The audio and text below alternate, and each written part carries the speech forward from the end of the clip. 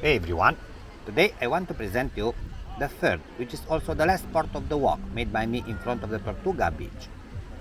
As you may know already, Tortuga Beach can be found in front of the Hello Sunshine Residence, which is a flats complex in Mamaia Nord, Constanza.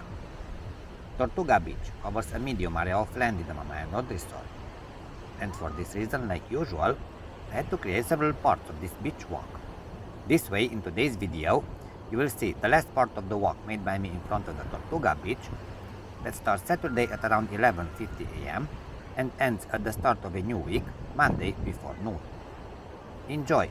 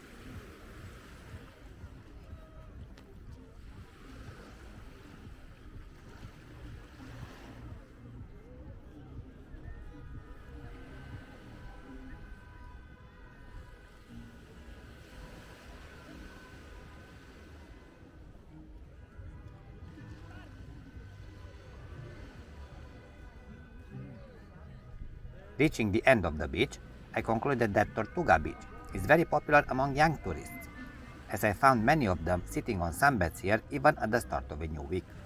Thank you for watching.